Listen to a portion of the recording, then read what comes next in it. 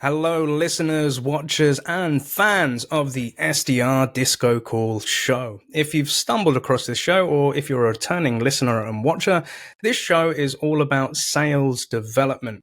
And my role as a host is to introduce you to interesting and exciting people in the world of tech sales, specifically around sales development or biz dev, where we're looking to prospect and book those meetings, right? But what's really interesting is learning, how did these people get into this industry? What have they learned? What insights can they share to help you in your sales journey? And if you're listening to this in your local podcast platform, please make sure that you give us a rating and share it with anybody that you think could find benefit from this. And equally, if you're watching this on our YouTube channel, please make sure that you like, comment, and subscribe down below. Now, with this interesting person that we've got on the show today, as the story goes, I'm forever prospecting, always be prospecting, right? And I prospected this person, told them what we're doing, and said, would you like to come on board? And they said, hell to the yes, and they're here. So guests, without further ado, can you introduce yourself? Who are you, sir? Cool. Thank you, Neil, for having me. Hello to the listeners and everybody watching. So my name is Sherriff Shahen, and I'm currently working as a enterprise SDR at Deel.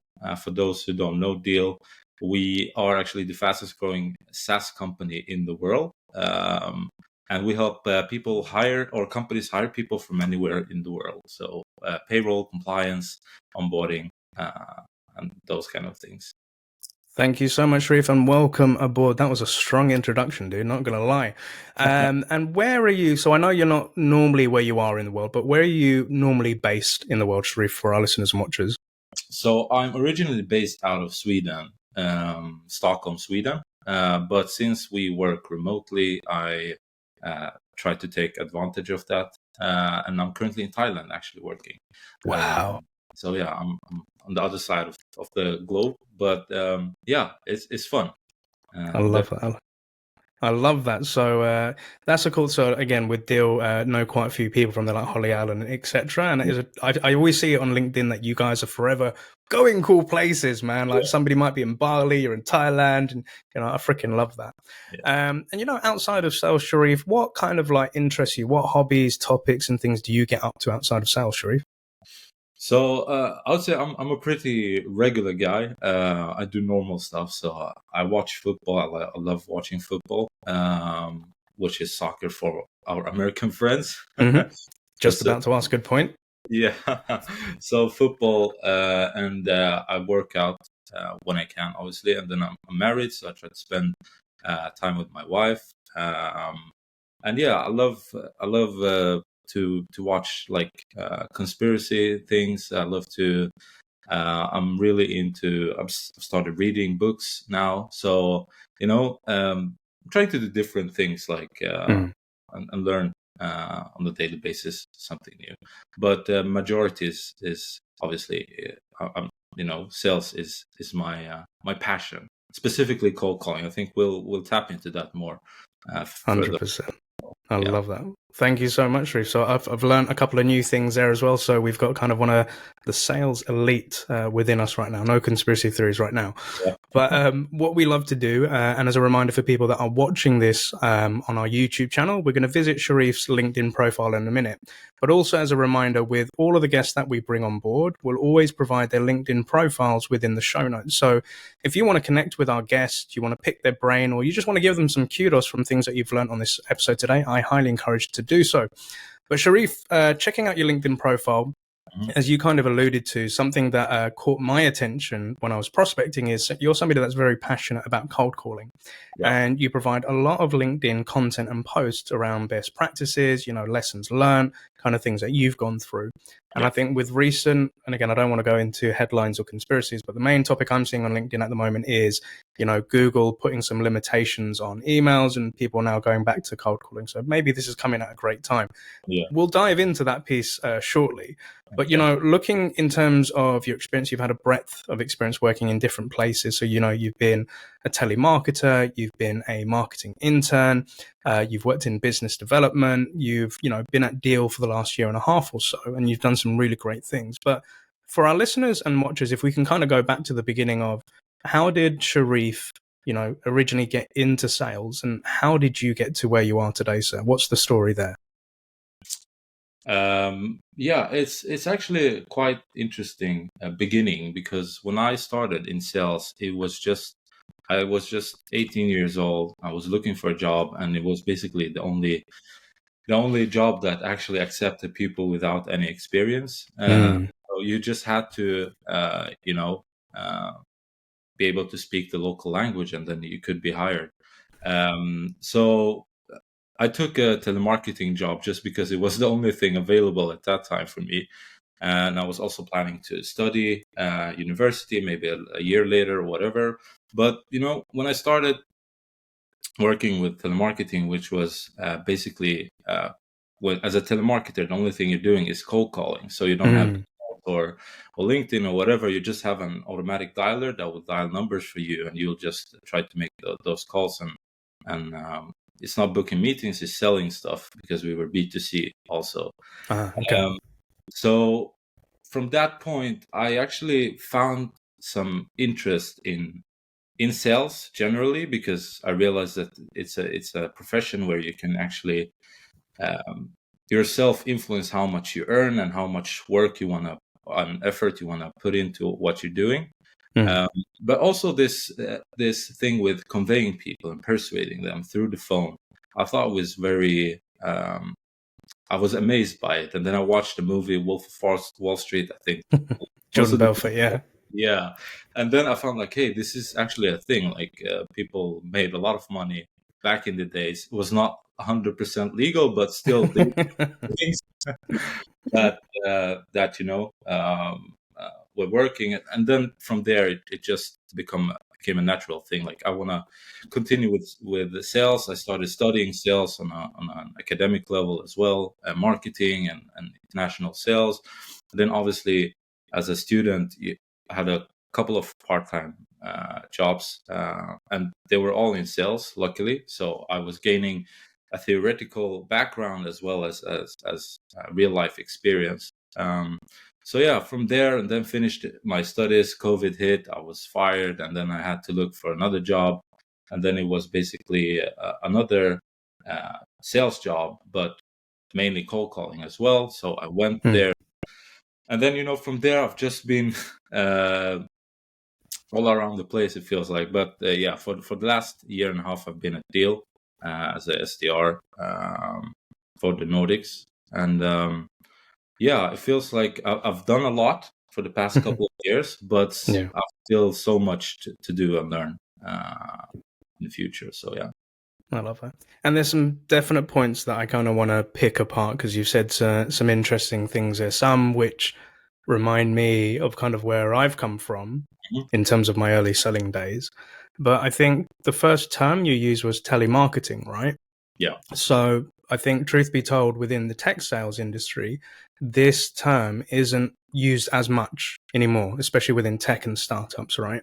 Yeah. And there are a lot of people where I come across on LinkedIn, and I still see telemarketing or telesales as their job title. And I'm like, that's a little bit prehistoric, dude. That's like way back in the day.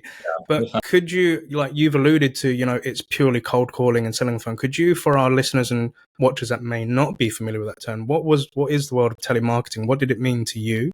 And what did that telemarketing life feel like, Sherif?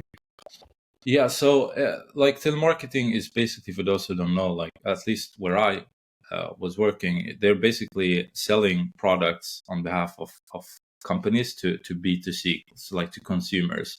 So as a telemarketer, when I was doing it, you had no prospecting, you had no follow up in that sense that you send email or connect with LinkedIn. It's purely you're calling people, you get the numbers automatically, and you get a script, and you're just making about and I'm not exaggerating, but about 300 calls a day.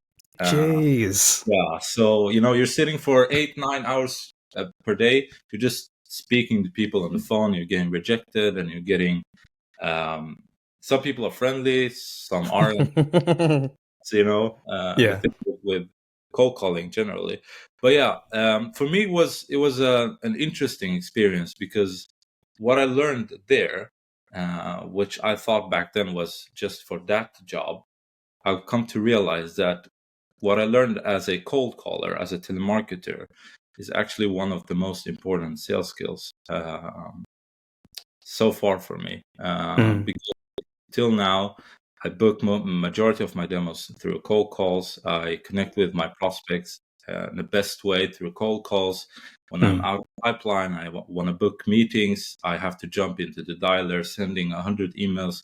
Wouldn't get the same result as sending 100 or making 100 cold calls. Yeah. So having that background, I think going into tech sales was just a pretty natural thing for me to keep continuing with what I've already learned.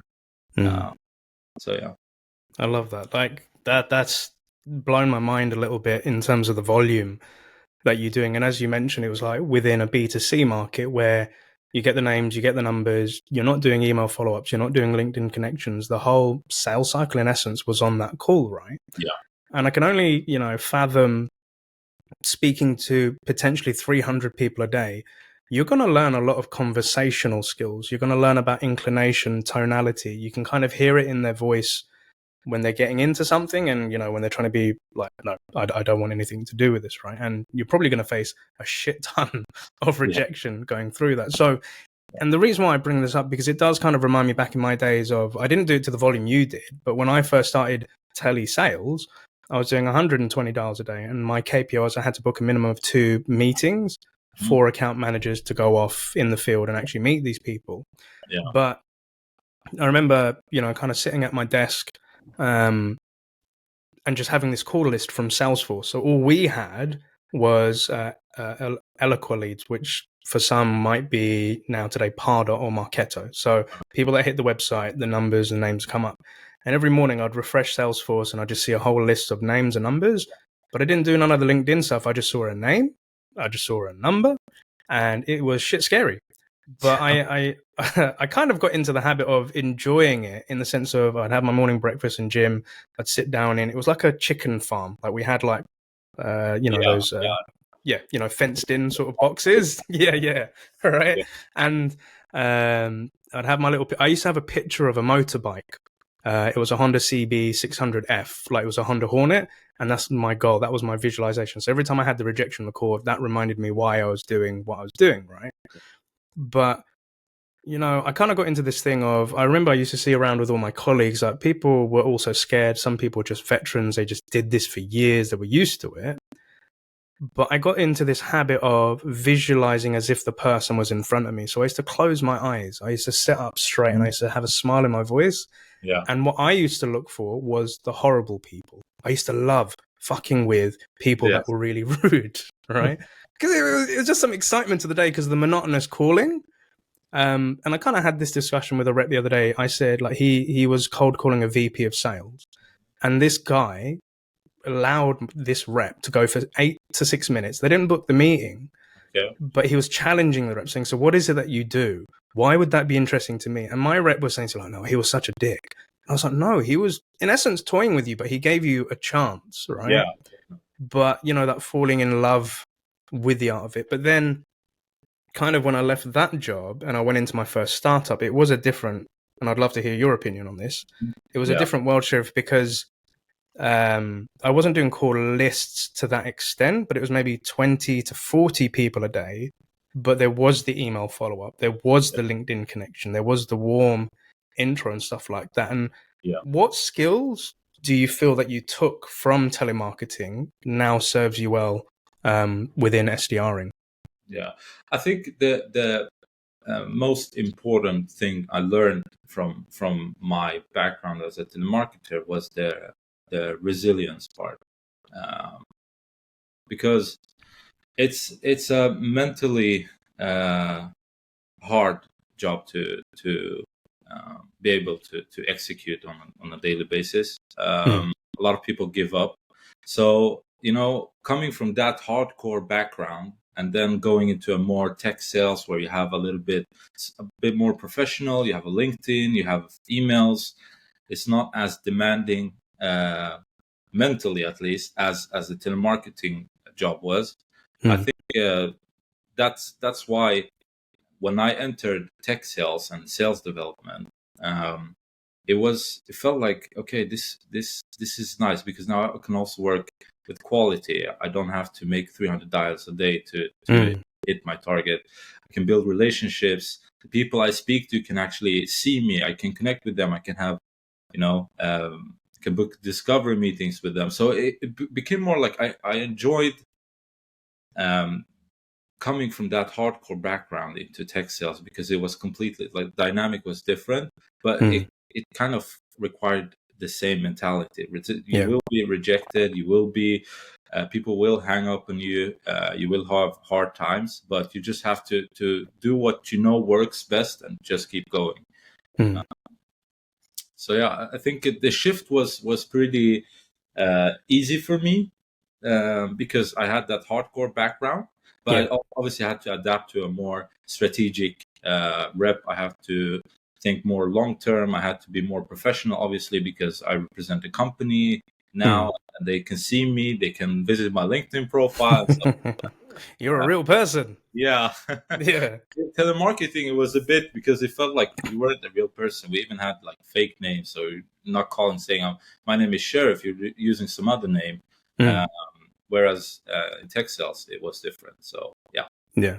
I love it. Thank you for sharing that insight. And it does make me think, because I get a lot of, we can get some cold calls where I can hear somebody from another country with, a perhaps different cultural background, and they're saying their name is John. And I'm like, is your name John? Yeah. Doesn't sound like a John, but then again, anybody can be called John. And not to like peg that on there. But yeah, going into that, having the scripts and reading. And I think, with a lot of reps that I meet nowadays where they're like, I need to get this script on point. I need to have this open. I need to have all of these things. And I'm like, scripts are cool, but they remind me back of my days of my telemarketing. Like, this is what the sales leader said we had to say. Yeah. We can't deviate from the script. And I'm like, I don't really like scripts. I like prompts, and then not having to look at that script, right? But again, we'll dive into cold calling best practices from yourself, because I definitely want to hear those and help out our listeners. But another thing that interested me that you said was, you were studying sales, right? So you watch things like The Wolf of Wall Street with Jordan Belfort's like persona, and you're reading things like that. So I think there's a lot of people that come into this industry and they may ask, what should I be reading? What should I be listening? Or how would you position studying for sales, and what kind of resources helped you, Sherif? So it's basically trying to understand human behavior, psychology, sales techniques, sales methodologies. I think that's what I meant when I said studied sales. And I was like, I have a bachelor's degree in international sales and marketing. So it was more like industrial sales and marketing, not really tech. So the things I learned there, the majority of it wasn't really related to what I'm doing today. But some sources, like some books I read, some techniques I learned, spin selling, for example, how to break into major accounts. I think that has come to usage now in my position right now. But it's really about the psychology behind sales, like how to speak to people, how to approach them, how to adapt. There was one book I read while I was a telemarketer, because obviously the only thing you had was you're speaking to them on the phone. So it was very important for us to understand how to approach the people we speak, where you get to learn a little bit about the different people. There are 4 colors of people, and how to identify them, as well as how to approach them and speak to them. So these books and these techniques have taught me how to actually be very adaptable with my prospects. Like when I speak to someone, like I can book meetings and I sound like I don't know, I'm a co-founder of a company, whereas some demos I book, I sound very, I would not say silly, but very informal, and it's because the prospect I'm speaking to gives me the same vibe. So it's all about this adaptability, and I've learned that obviously from experience, but as well from reading and studying psychology. So. And I like that you hit upon that, the psychological element to this, because and also alluding to like mirroring people. So you tend to mirror the type of people that you speak to, right, within sales and in life in general. So like sometimes people ask me like, that people that don't work in sales, like, what do you do for work? And I always have to kind of think of tailor my response to that. So for some people, I'm a sales therapist. For some people, I'm a sales trainer. For some people, I say I'm a sales coach. Yeah. And for some people that when I'm talking to, depending on the environment, so sometimes it could be within music. So I also work in music. Yeah. And sometimes I say I study people is my job. Mm-hmm. Right. So if we look at as a sales coach, I need to kind of analyze the type of personality of the person I'm coaching. Is this somebody that maybe is lacking confidence? They're feeling a bit introverted, or is this somebody who's like a high performer? They're very extroverted, and they have black and white thinking. Yeah. And equally, like back in the days of sales cycles, I need to kind of psychoanalyze my prospects. Yeah. Is this VP of sales, like, what is this person's agenda? What are they looking to get? Are they qualifying me? Yeah. And all of these things. But then it kind of bleeds into friends and family and discussion. So I'm forever just watching people and I'm very interested in people. So kind of the advice that I've given to some SDRs is, okay, we need a sales process. We need a methodology. We've got a solution, but focus on the conversation and how that person's speaking. Like, what are you hearing back with your active listening?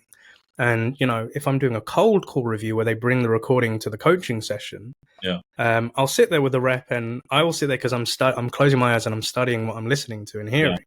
Yeah. And my rep said, he's just being a dick. And I'm like, I don't think he's being a dick. I think what he's doing is he's toying with you, but he's allowing it, he's enjoying it. And it's the study of people and behaviors. So if you expose yourself to hundreds, if not thousands of people, like you did 300 people a day, you're going to learn characteristics and things that make people tick.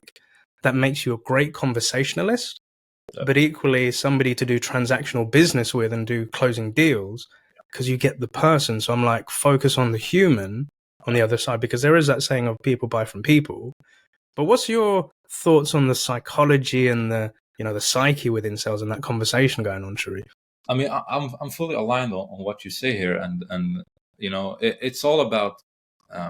It's very cliche, obviously. People buy from people, but it's still very true. Like you're doing business with companies, obviously, but it's still people that you're talking to. And all the best sales reps I've spoken to, when I ask them for advice, they like, just make them like you. That's so important. Like, you have to adapt to the person you're speaking to, and in order to be able to do that, you have to learn how does the human mind work, and how do they respond to certain things, and how do they what kind, like, people trust people that are alike them. So adapting your tonality, your jargon, how you speak, what you say is crucial for success in sales. And I think even more, like, especially cold calling, where you don't have any face, you just have your tonality as your body language, basically. Like, now we're sitting, you can see my body language, I can see yours as well, but in cold calls it's completely different. So I think it's very important to study basically the psychological aspect behind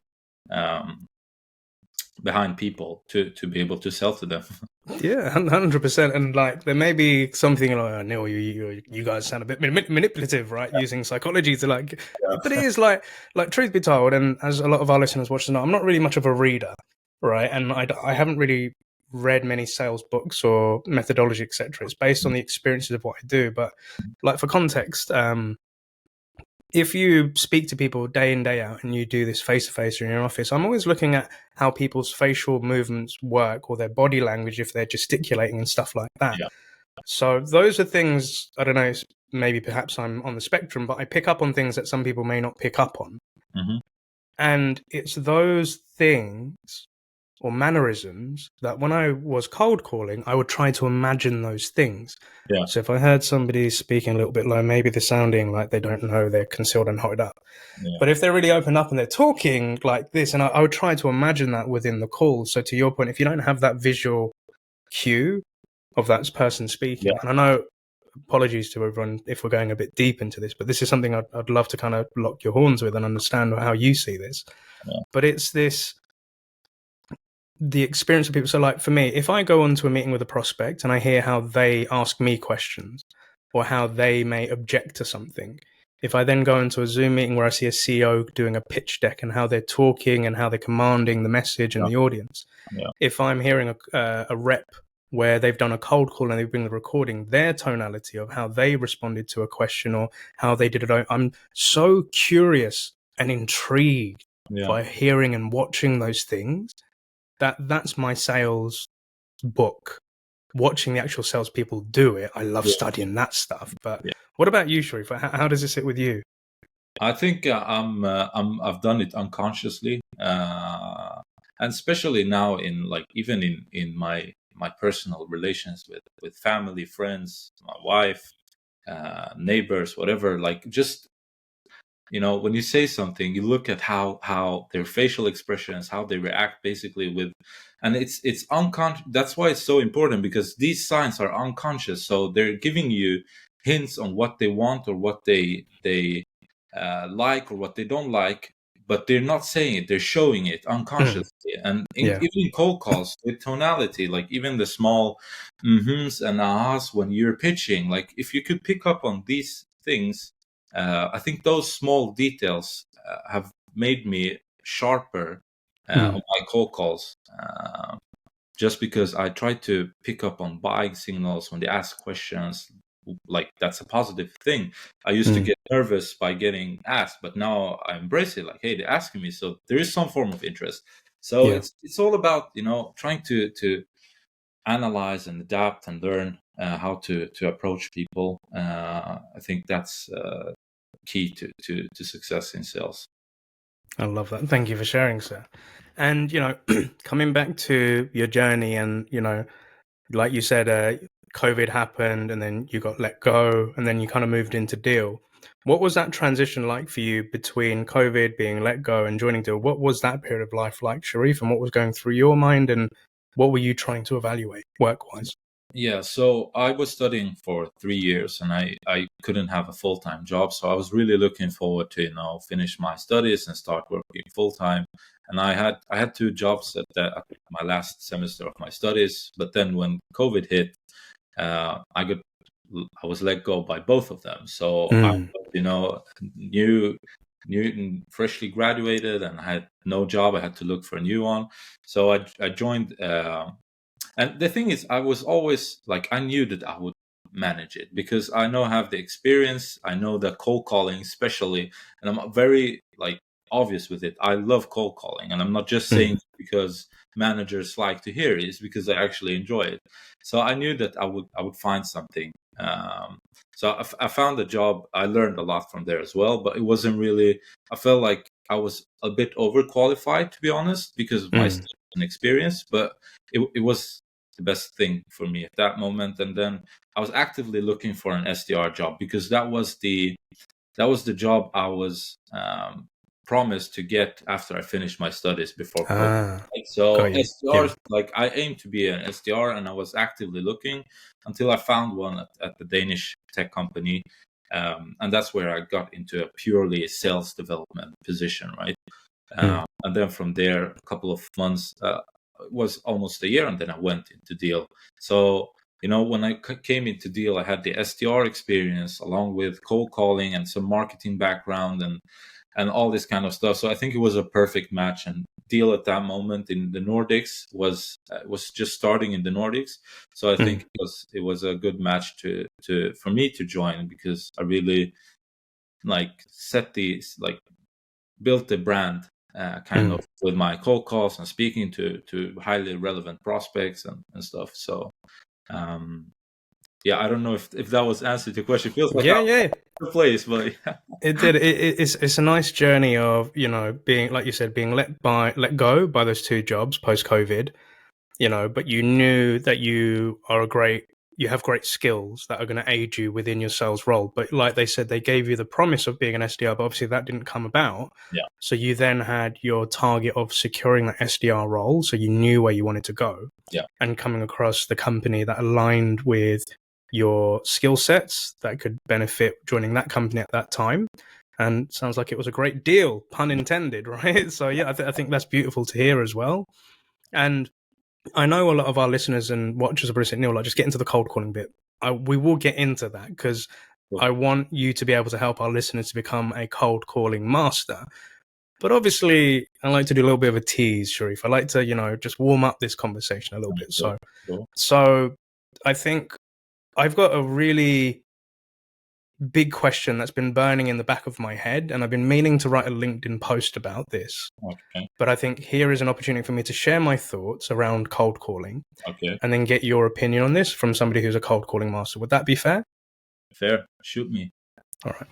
So there's lots of LinkedIn influencers and gurus and people telling people what to do with cold calling. And I just see cold calling everywhere. Everyone's just saying cold calling hashtag. Yeah. And the part of me psychologically is thinking it's just calling. Why do we keep calling it cold calling? And then it makes me think as a coach, is it because of the word cold placed into this for new reps that brings the fear and the scares to it? Because going back to our tele sales or marketing days, we didn't call it cold calling. We just called it call lists. Okay. So I never heard the term cold calling until I started getting into tech sales. And I think where I see LinkedIn influencers or gurus or, just people in general, let's just call them people for the sake of it, right? Talking about cold calling, I'm wondering, does this cause the anxiety and fear and put the pressure on? Because if I just said, let's just imagine we never heard the word cold calling in our life. Yeah. And I had a brand new SDR and I just said, you're just going to be calling people. You're going to have telephone numbers. You're going to try to speak to them. You may have never spoken to them before, but it's just a call. And I'm wondering, is that a mindset we could instill in ourselves before we pick up the phone, or am I waffling on, Sherif? What are your thoughts, dude?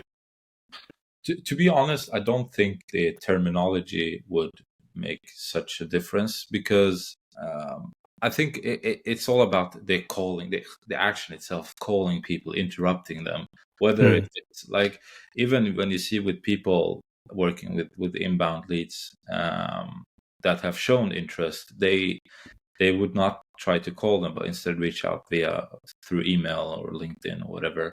So I think it's not really about the cold part. I mean, we can remove it. We can call it calling or whatever. Yeah. But it's about this. You're calling someone that is not really expecting your call, and I think that's where the anxiety comes from. That you're interrupting somebody's day, and maybe we'll touch upon that, but it's just part of the game. You will feel that. I'll feel it every morning. Like, hey, I feel a bit anxious about calling somebody randomly, but I just, because I've done it so many times, I'll just do it, and it disappears as soon as you have that first interaction and a conversation. It just fades away, and then you're suddenly in the mood of hitting the dialer. So.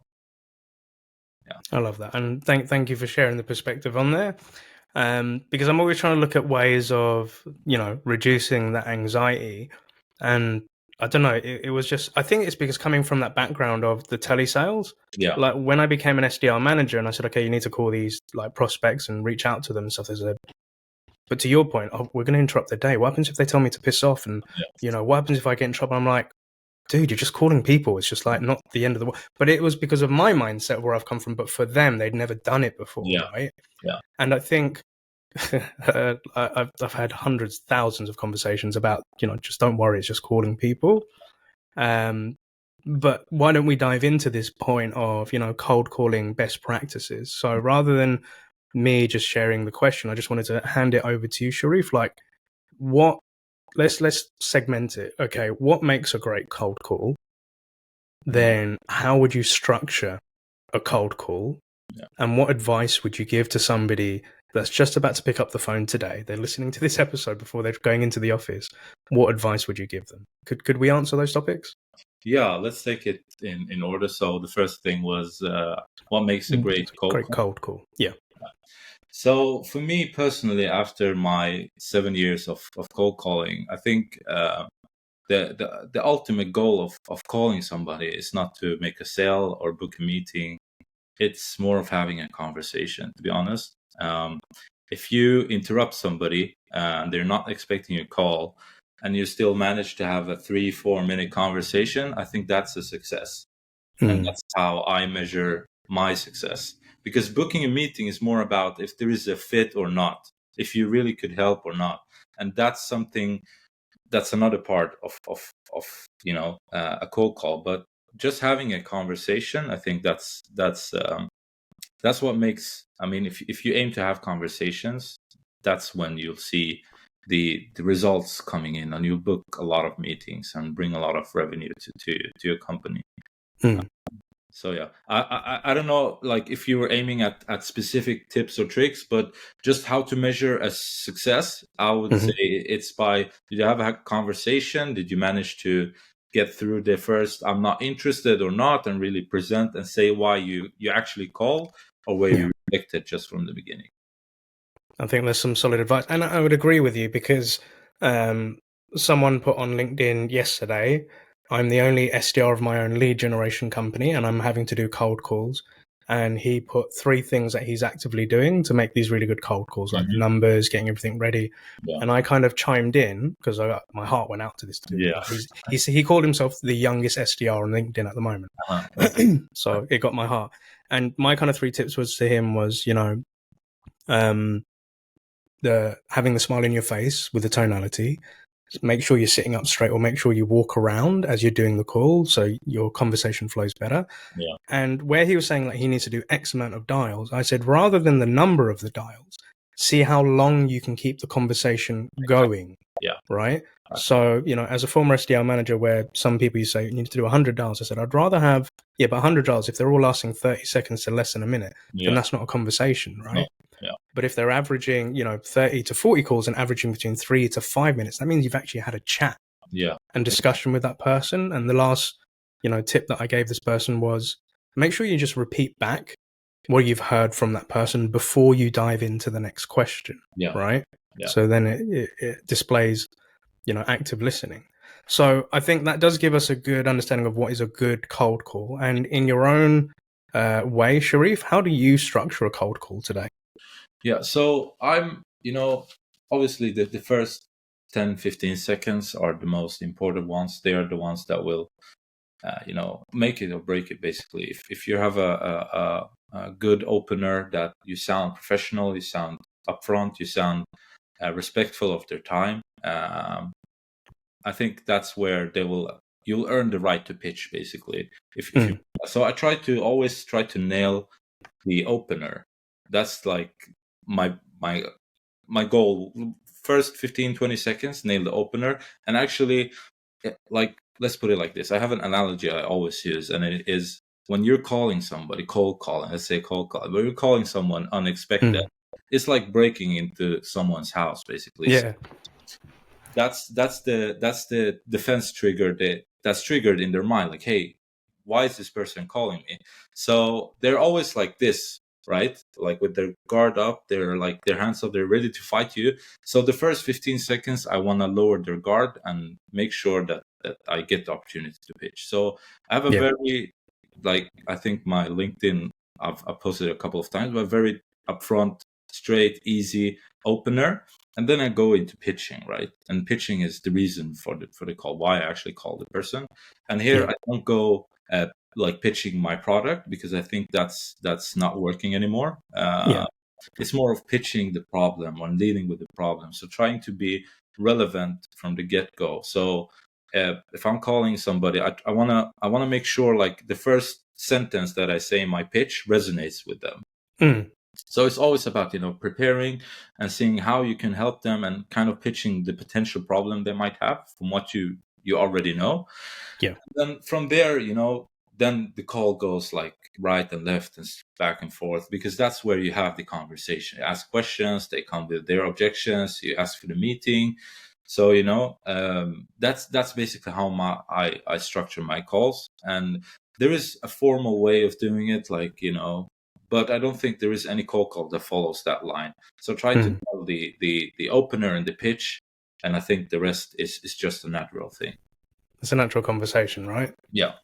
Yeah, I love that. And given what's going on in the world at the moment, right, there is forever a debate on LinkedIn, cold calling is dead, or cold calling isn't dead, or email is dead, or this isn't dead, with the whole Google thing happening at the minute. Yeah. What is it like doing cold calling for you right now? Like, what is the reception from your prospects when you try to speak to them and cold call them? What are the typical responses given the current climate and the world is going at the minute? How are people receiving your cold calls at the minute? What's that experience like? I think people, I mean, obviously there will be people that will reject you and be very rude, but I mean, the majority are actually very receptive. They appreciate your call. I mean, they don't ask how did you get my number that often. I think they're fully aware that, hey, 2023 we have technology that we can get that. So the majority is actually pretty friendly, and they appreciate, especially when you can teach them something or educate them about something, or tell them about remind them of a potential problem they might have. So it's about giving value. When you call somebody, even if you don't book a meeting, if you provide any form of value, they'll appreciate it. And I think having that connection, building that connection is essential for actually for ultimately generating revenue. Is building that trust, having that initial conversation. And you as an SDR in sales development, you're giving them the first impression of the whole company. So I think it's much more professional to have a real conversation than to just behind emails. And I'm not against emails, and just want to make this clear for everybody listening. I'm not against emails and LinkedIn. I think it's a great way to interact with potential customers.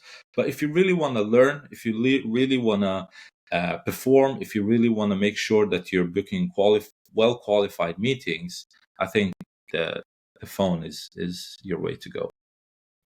I love that, dude. Thank you for sharing. And you're right, calling is the quickest way to get through to somebody, right? So many a time, even in personal or business life, if I find myself writing the email and it's taking me about 10, 15 minutes, I actually just say, forget this. I'm just going to give them a call because it's just easier to get through, right? And if I'm making plans with my friends and family, they always know Neil's the caller and I'm not really the texter as much. But equally on the other side, I've learned that some people prefer different channels of being contacted. So I think a tip that I kind of express when you get on a cold call, when you're coming up with those next steps or securing those next steps, it's cool to actually ask the prospect, hey, what is your preferred communication method? Some people actually like a follow-up on a phone, or they want an email, or actually they don't want their company knowing we're talking right now, so they want it in the LinkedIn DMs. So I think that's a good question to ask. But as working with lots of SDRs, having a multi-channel approach, which incorporates calling, emailing, LinkedIn. And what we may find, over the course of a year, some channels work better than others. Some people may not be up for calling, but a couple of months later, everybody just prefers a call because they're being inundated with DMs and emails popping off and everything like that. Like, dude, when I open my inbox, because people try to prospect me, I'm like, whoa. Okay. But in terms of, for our listeners and watchers who are predominantly new to tech sales, right, let's just imagine we've got this rep. They've woken up in the morning, they've done their breakfast, they're heading to work, they're listening to this show on their commute, and they're like, dang, I need to do some cold calls today, and yesterday wasn't that great. What advice would you give to that rep to help them in their cold calling in the morning or in the afternoon, whenever they're doing it? So it mainly, it's okay to feel or to have that anxiety. I think many people, just because they have that feeling, think like, hey, they're an outlier or something. But I mean, it's okay to feel anxiety over cold calling. And Nike's slogan, just do it. Just do it. Yeah. I think it's so on point. Just do it. I mean, what could happen? Worst case, you'll be hanged up on. But best case scenario, you'll book a meeting that will generate revenue. You can get promoted. There's the reward is so big compared to the risk. So just do it, and make sure you're prepared as well. I mean, don't just call for the sake of calling. Make some research. Don't have to spend half an hour per prospect, but at least have some background information before you're calling.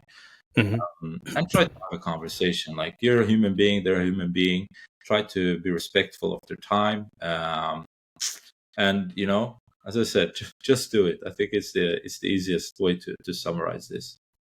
I love that. And it kind of reminds me again on that mindset and anxiety. It's cool to feel unnerved by, right? That's just normal. Otherwise, you wouldn't be human, right? Yeah, exactly. But I watched this really cool video from Alex Hormozy on TikTok the other day, and he was kind of talking about cold calling. Mm-hmm. And imagine, so he's walking in a hallway with lots of different doors, and he's knocking on the door.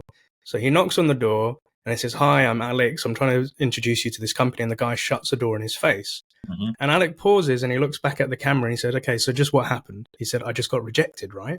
He said, "But am I any poorer than I was before I knocked that door? Have I just lost any money? No." And he says, "So what do? I just go to the next door." And I think that's the mindset of, okay, even if you get told to piss off and rejected, you're not going to lose any money from doing that cold call. But he then said, imagine if you do go to the door and the person is interested, guess what? You make more money. Yeah, exactly. So you're not actually going to lose anything other than maybe your pride and ego for a couple of seconds. But, you know, you can't have everyone, right? Yeah, and even with pride and ego, I mean, now I have the mindset of if they're shutting me down and if they're not willing to listen, they're the ones losing, because I actually, and it comes back to your belief in what you're selling and that kind of stuff.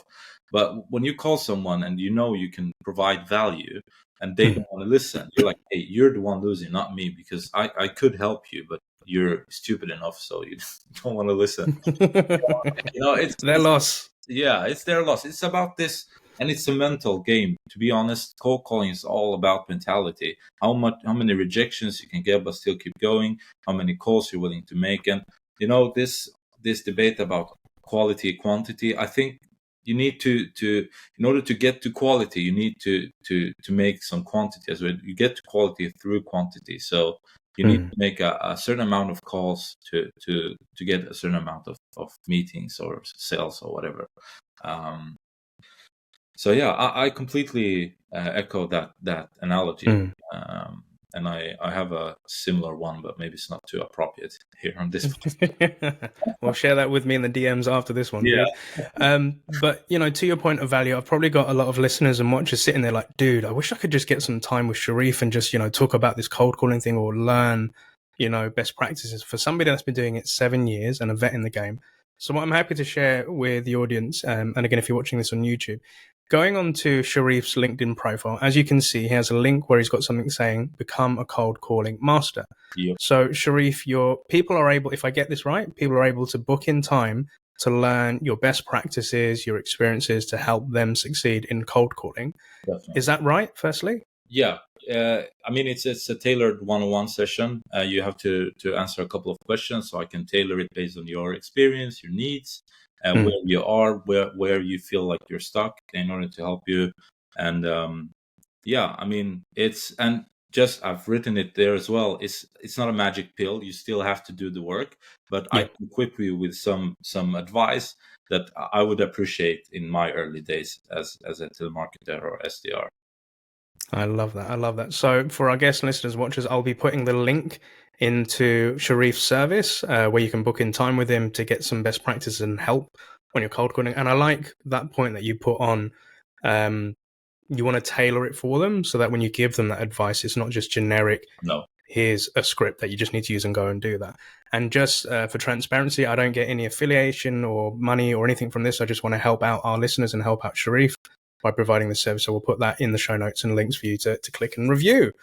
All right. But Sherif, it's been, you know, an absolute ball having you on this show. So my question to you, sir, is imagine there's this young Sherif who's just about to embark on this life of SDRing, cold calling, getting rejected and all that sort of stuff. What 3 bits of advice would you give to that person to help them on their journey? First thing, and I still remind myself of this today, is focus on what is controllable. So what on the input you can do. Don't focus on the outcome. Focus on what you can control, basically. The results will eventually fall in. The second thing is find yourself a routine, a system. In sales, especially, can get very chaotic sometimes. So find yourself a routine, a system, have like some form of systematic approach to your work. In the long term, that will benefit you a lot. And the third thing, I'm trying to think here as an 18 years old. I mean, if you do it right, and this might be some, not the tips, but some kind of motivation. But if you do sales right, you'll earn a lot of money. So I mean, it's really a profession.